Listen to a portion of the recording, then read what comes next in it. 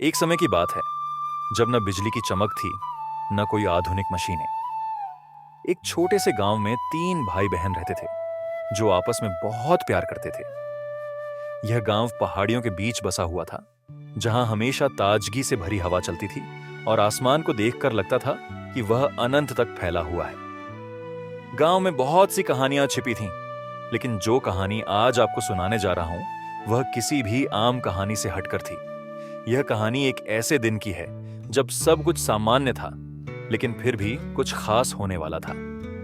उस दिन ज़ैनब, सारा और गुल्लू की जिंदगी में कुछ ऐसा हुआ जो उन्हें हमेशा याद रहेगा।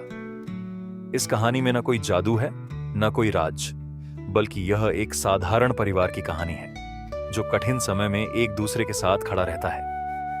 आइए अब हम साथ चलें उस यात्रा पर जो हमारी जिंदगी को रोमांचक और प्रेरणादायक बना सकती है। इस चैनल शख्सटून को लाइक और सब्सक्राइब करना न भूलें।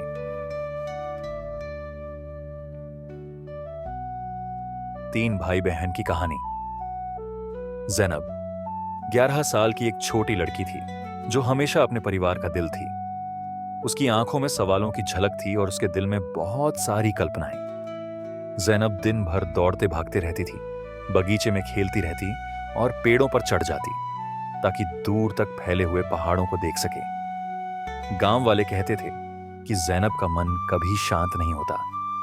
वो हमेशा किसी न किसी नई कहानी में खोई रहती थी। सारा, जो 15 साल की थी, ज्यादा शांत थी। उसकी आंखों में एक गहरी समझ थी और वह हमेशा अपने परिवार की देखभाल करने में व्यस्त रहती थी। सारा की ममता और जिम्मेदारी ने उसे सभी के दिलों में एक खास जगह दिलाई थी।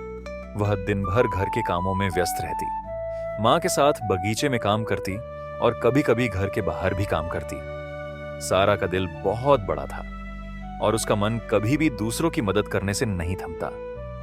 गुल्लू, जो कि 22 साल का था, तीनों भाई बहनों में सबसे बड़ा था।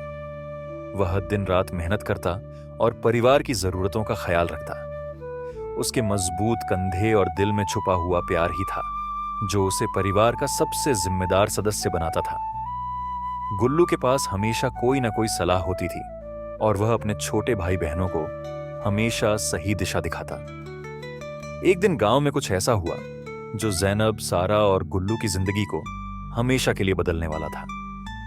एक अजीब सी खामोशी थी, जैसे कुछ बड़ा होने वाला हो। ज़ैनब और सारा अपने अपने कामों में लगी हुई थीं, लेकिन गुल्लू कुछ सोचता हुआ बाहर गया था। तभी गांव में अचानक एक बूढ़ा आदमी आया जिसके हाथ में एक चिट्ठी थी।